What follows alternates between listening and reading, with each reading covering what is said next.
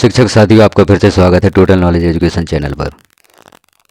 इस चैनल पर आपको शिक्षा विभाग से संबंधित विभिन्न जानकारियाँ उपलब्ध होती हैं। शिक्षा विभाग में होने वाले ऑनलाइन कार्य जैसे UDAG प्लस, RSKMP पोर्टल, शिक्षा पोर्टल, विमर्श पोर्टल, जिन कार्यों को भी करने में आपको किसी प्रकार की प्रॉब्लम जाती है उनका समाधान यहाँ पर देने का प्रयास किया जाता है। इस वीडियो में हम देखेंगे, यह वीडियो है ऐसे कर्मचारियों के लिए जो मध्य प्रदेश से बाहर के हैं और मध्य प्रदेश में नौकरी कर रहे हैं। अभी IFMS पोर्टल पर समग्र ID लिंकिंग का कार्य चल रहा है। अब जो मध्य प्रदेश से बाहर के कर्मचारी हैं उनकी समग्र ID नहीं होती, तो वह अपनी अस्थायी समग्र ID कैसे बनाएंगे और कैसे समग्र पोर्टल पर लिंक करेंगे। तो इस प्रक्रिया हेतु जो यूजर मैनुअल दिया गया है उस यूजर मैनुअल को हम देखेंगे, किस प्रकार से ऐसे कर्मचारी जो मध्य प्रदेश से बाहर के हैं कैसे अपनी समग्र ID क्रिएट करेंगे। क्रिएट करने के उपरांत उन्हें यह समग्र ID IFMS पोर्टल पर लिंक करनी होगी। तो हम देखते हैं यूजर मैनुअल समग्र ID कैसे वह क्रिएट कर सकते हैं।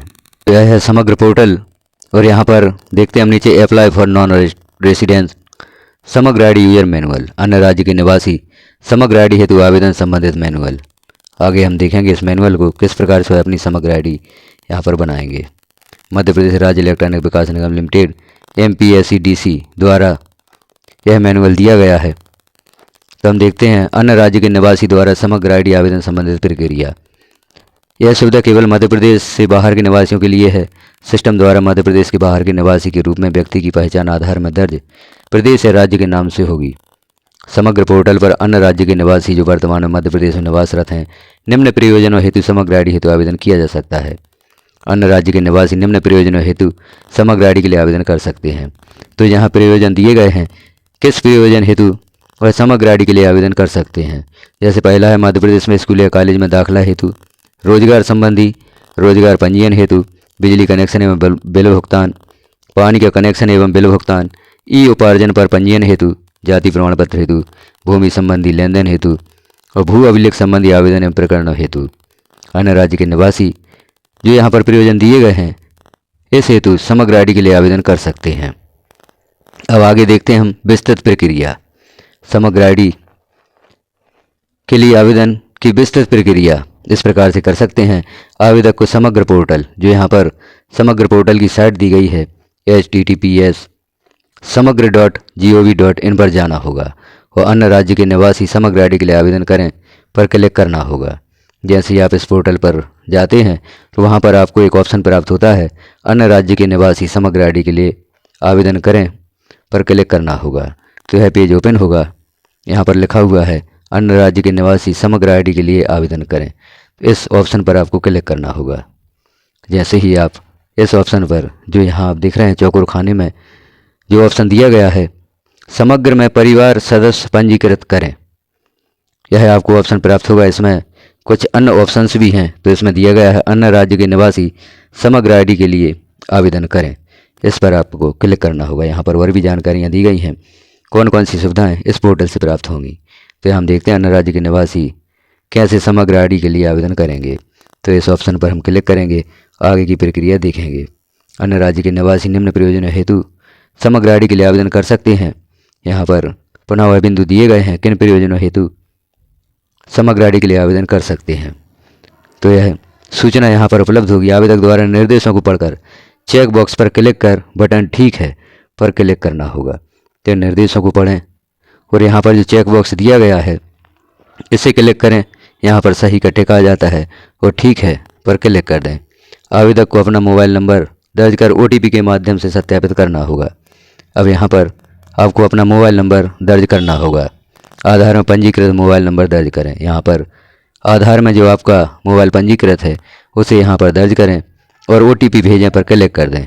OTP भेजें पर आप क्लिक करेंगे तो आवेदक द्वारा दर्ज मोबाइल नंबर पर OTP भेजा जाएगा।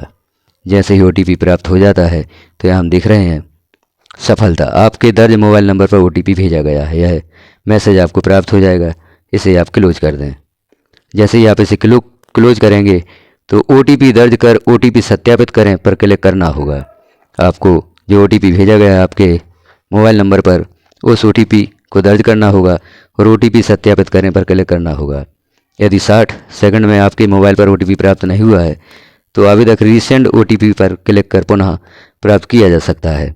तो इस प्रकार से आधार में पंजीकृत मोबाइल नंबर यहाँ पर दर्ज करना होगा और आपके मोबाइल पर प्राप्त OTP दर्ज करें। यहाँ जो मोबाइल नंबर है आपको दिखाई देगा और जो OTP आपको प्राप्त हुआ है, तो जहाँ पर OTP लिखने या दर्ज करने हेतु ऑप्शन है, जैसे हम यहाँ पर देख रहे हैं OTP यहाँ पर दर्ज किया गया है और OTP सत्यापित करें पर क्लिक कर देंगे। अब यहाँ पर यदि आप मोबाइल नंबर बदलना चाहते हैं तो मोबाइल नंबर बदलने पर क्लिक करके मोबाइल नंबर भी बदल सकते हैं। यदि वो मोबाइल नंबर सही है तो आप अपना OTP दर्ज करें और OTP सत्यापित करें पर क्लिक कर दें। अब हम आगे देखते हैं जो अगला बिंदु है, आवेदक को समग्र ID बनाने के लिए उद्देश्य का चयन कर अपना आधार नंबर या वर्चुअल ID दर्ज करना होगा एवं आवेदक द्वारा किसी एक विकल्प का चयन कर अपना eKYC सत्यापित किया जा सकता है। तो हम देखते हैं किस प्रकार से आप उद्देश्य का चयन करेंगे। यहाँ जो उद्देश्य दिए गए हैं, जैसे आप ऊपर देख रहे हैं मध्य प्रदेश में रोजगार संबंधी, इसे आप यहाँ पर सिलेक्ट कर देंगे और नीचे अब हम देखते हैं महत्वपूर्ण सूचना, किसी अन्य व्यक्ति का आधार नंबर या गलत आधार नंबर दर्ज करना, उपयोग करना या सत्यापित करना आधार अधिनियम 2016 के अध्याय 6 के अनुसार दंडनीय अपराध है। ऐसा करते हुए पाए जाने पर आधार अधिनियम 2016 के अनुसार 3 साल की कैद या 10,000 रुपये जुर्माना या दोनों जो भी हो लागू का प्रावधान है। तो आप किसी अन्य व्यक्ति का यहाँ पर आधार दर्ज ना करें, आप स्वयं का आधार यहाँ पर दर्ज करें। कृपया आधार या वर्चुअल ID में से किसी एक विकल्प का यहाँ पर चयन करना है, तो यहाँ हम चयन कर लेते हैं आधार का। अब यहाँ आधार नंबर दर्ज करें, आपको यहाँ अपना आधार नंबर दर्ज करना होगा। कृपया प्रमाणीकरण eKYC मोड का चयन करें, यहाँ eKYC भी आपको करनी होगी, तो यहाँ पर आपको चयन करना होगा OTP द्वारा, या बायोमेट्रिक मशीन है तो उसके द्वारा भी आप eKYC हेतु यहाँ पर चयन कर सकते हैं। अब यहाँ नीचे प्रमाणीकरण में दिया गया है, मैं इतर द्वारा ये घोषणा करते हुए मुझे समग्र पोर्टल पर आधार आधारित प्रमाणीकरण eKYC के साथ खुद को प्रमाणित करने और आधार आधारित प्रमाणीकरण eKYC के बाद अपना आधार नंबर, बायोमेट्रिक और या one time pin OTP data प्रदान करने की सहमति देने में कोई आपत्ति नहीं है।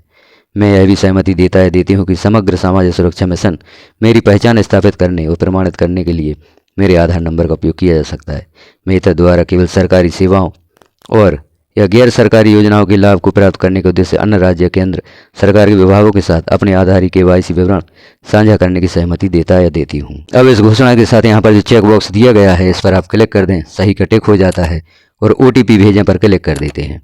जैसे ही आप OTP भेजें पर क्लिक करते हैं, यहाँ कुछ हम सूचनाएं पढ़ लेते हैं। आवेदक द्वारा eKYC 2 विकल्प के माध्यम से किया जा सकता है या 2 विकल्प के माध्यम से किया जा सकता है, OTP द्वारा और बायोमेट्रिक द्वारा। अगला बिंदु है OTP विकल्प चयन करने पर आधार से रजिस्टर्ड मोबाइल नंबर पर OTP भेजा जाएगा। तो हम जैसे देख रहे हैं OTP send to the mobile number, जो भी आपको आधार में मोबाइल नंबर लिंक है या रजिस्टर्ड है उस पर OTP भेजा जाएगा। जैसे ही यह मैसेज आपको प्राप्त हो जाता है, आप क्लोज पर क्लिक कर दें तो यह मैसेज यहाँ से हट जाता है। अब हम आगे देखते हैं। 10वां बिंदु है आवेदक की आधार से प्राप्त जानकारी स्वतः ही स्क्रीन पर प्रदर्शित होगी, नाम, जन्म दिनांक और लिंग। जैसे ही आप OTP यहाँ पर दर्ज करते हैं तो यहाँ पर कोई जानकारी प्रदर्शित होगी। अब आवेदक का आधार से प्राप्त फोटो, अभिभावक का नाम, राज्य, जिला, पता, पिन कोड, यह जानकारी स्वतः ही प्रदर्शित हो जाएगी। आवेदक को निम्न जानकारी भरना अनिवार्य होगा। अब जो यहाँ पर जानकारियाँ हैं उनको भरना अनिवार्य होगा। पिताजी का नाम, माताजी का नाम या पति या पत्नी का नाम, वैवाहिक स्थिति और ईमेल ID। अब देखते हैं यहाँ पर जानकारी, इस प्रकार से जानकारी यहाँ पर ओपन हो जाएगी। अब यहाँ पर जो भी जानकारियाँ आपको भरने के लिए बोला जाता है वह जानकारियाँ आप भरेंगे। कुछ जानकारियाँ यहाँ पर स्वतः ही ओपन हो जाती हैं, स्वतः ही भरी हुई आती हैं जानकारियाँ। उनको छोड़कर से जानकारियाँ यदि यहाँ पर कुछ भरने को मांगी जाती हैं तो उन्हें आप यहाँ पर भर सकते हैं। अब आगे हम देखते हैं, यहाँ प्रमाणीकरण दिया गया है। मैं स्व प्रमाणित करते हुए घोषणा करती हूँ कि मेरे द्वारा दिए गए विवरण एवं मेरी जानकारी सत्य एवं शुद्ध है। मुझे यह विदित है कि यदि आवेदन पत्र में दिए गए विवरण या तथ्य सही नहीं पाए जाते हैं तो इसके लिए मैं स्वयं जिम्मेदार रहूँगा या रहूँगी। चेक बॉक्स को क्लिक कर दें। अगला है, मैं घोषणा करती हूँ मेरे द्वारा प्रदान किया गया हिंदी नाम सही है और मैं उसमें किसी भी गलती के लिए स्वयं जिम्मेदार रहूँगा। यहाँ भी आप चेक बॉक्स को क्लिक कर दें इन्हें पढ़ते हुए। अब यहाँ आपको please enter the code shown above, जो यहाँ पर कैप्चा कोड दिखाई दे रहा है इसे आपको यहाँ पर दर्ज करना होगा और दर्ज करें पर आप क्लिक कर देंगे। आगे हम देखते हैं। अगला बिंदु है, जन्म दिनांक आधार में सत्यापित होना अनिवार्य है। सत्यापित न होने की स्थिति में आवेदक समग्र आईडी के लिए आवेदन नहीं कर सकता। आवेदक को आधार में जन्म दिनांक सत्यापित कराना होगा। समस्त जानकारी के उपरांत घोषणा चेक बॉक्स पर क्लिक कर आवेदन दर्ज करने पर अन्य राज्य के निवासी को समग्र आईडी प्रदान की जाएगी। तो यहाँ पर जो चेक बॉक्स दिए गए हैं इन्हें क्लिक करते हुए आपको कैप्चा फिल करके दर्ज करने पर क्लिक करना होगा। अब हम यहाँ देखते हैं सक्सेस का मैसेज प्राप्त हो जाता है। आपका समग्र पोर्टल पर अन्य प्रदेश के निवासी के रूप में पंजीयन किया जा चुका है। आपका समग्र आईडी जो यहाँ पर दिया गया है यह प्राप्त हो चुका है। तो आपको इस प्रकार से समग्र आईडी प्राप्त हो जाएगी। तो आपको समग्र आईडी से संबंधित सूचना SMS के माध्यम से प्रदान की जाएगी। जैसे हम अगला बिंदु देख रहे हैं, आवेदक को SMS के माध्यम से सूचना प्रदान की जाएगी एवं आवेदक द्वारा समग्र पोर्टल पर अपना समग्र कार्ड डाउनलोड किया जा सकेगा। तो इस प्रकार से आप फिर जब आपको समग्र आईडी प्राप्त हो जाएगी उसके द्वारा आप समग्र पोर्टल पर जो यहाँ पर दिया है समग्र पोर्टल मध्य प्रदेश शासन अन्य राज्य के नागरिकों हेतु समग्र कार्ड, यह समग्र कार्ड आपको प्राप्त हो जाएगा। तो इस प्रकार से आपको यहाँ पर समग्र आईडी भी प्राप्त हो जाएगी। अब इस समग्र आईडी कार्ड है यह आपको प्राप्त हो चुका है, इसका प्रिंट आप प्राप्त कर सकते हैं।